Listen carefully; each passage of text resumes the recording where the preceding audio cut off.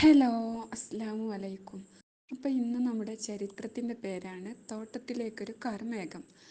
അബൂ ഹുറൈറ റളിയല്ലാഹു അൻഹു നിവേദനം, നബി സല്ലല്ലാഹു അലൈഹി വസല്ലം പറഞ്ഞു, ഒരാൾ ഒരു മരുഭൂമിയിലൂടെ സഞ്ചരിക്കവേ മേഘത്തിൽ നിന്നും ഒരു ശബ്ദം കേട്ടു, ഇന്ന് അയാളുടെ തോട്ടം നീ നനയ്ക്കൂ. അങ്ങനെ ആ കാർമേഘം അവിടെ നിന്ന് തെന്നി മാറി ഒരു ചരൽ പ്രദേശത്ത് അതിലുള്ള വെള്ളം ചൊരിഞ്ഞു. അവിടെയുള്ള തോടുകളിൽ ആണ് ആ വെള്ളം മുഴുവൻ സ്വീകരിച്ചു. ആ ശബ്ദം കേട്ട വ്യക്തി ആ വെള്ളത്തെ അപ്പോൾ ഒരാൾ തൻ്റെ തോട്ടത്തിൽ നിൽക്കുന്നതായി കണ്ടു. അദ്ദേഹം മൺവെട്ടികൊണ്ട് വെള്ളം തിരിച്ചുവിടുകയാണ്. ആഗതൻ തോട്ടക്കാരനോട് ചോദിച്ചു, അള്ളാഹുവിൻ്റെ ദാസ, നിന്റെ പേരെന്താണ്? അദ്ദേഹം തൻ്റെ പേര് പറഞ്ഞു. മേഘത്തിൽ നിന്ന് കേട്ട അതേ പേര് തന്നെ. തോട്ടക്കാരൻ ചോദിച്ചു, അള്ളാഹുവിൻ്റെ ദാസ, നീ എന്താണ് എൻ്റെ പേര് ചോദിക്കുന്നത്? അദ്ദേഹം മറുപടി പറഞ്ഞു, ഈ വെള്ളം വഹിച്ചു കൊണ്ടുവരുന്ന മേഘത്തിൽ നിന്ന് ഞാനൊരു സന്ദേശം കേട്ടു.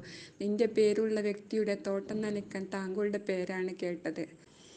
ഇത്രമാത്രം പരിഗണന ലഭിക്കാൻ ഇവിടെ താങ്കൾ എന്ത് സുകൃതമാണ് ചെയ്യുന്നത്? തോട്ടക്കാരൻ പറഞ്ഞു, നീ ചോദിച്ചത് കൊണ്ട് മാത്രം ഞാൻ പറയുന്ന കാര്യമാണിത്. ഈ തോട്ടത്തിൽ നിന്ന് ഉൽപ്പന്നങ്ങളെ മൂന്നായി ഭംഗിക്കുന്നു. മൂന്നിലൊന്ന് ഞാൻ ധർമ്മം ചെയ്യുന്നു, മൂന്നിലൊന്ന് ഞാനും കുടുംബവും ഭക്ഷിക്കുന്നു, മൂന്നിലൊന്ന് അതിൽ തന്നെ വിള ഇറക്കുകയും ചെയ്യുന്നു.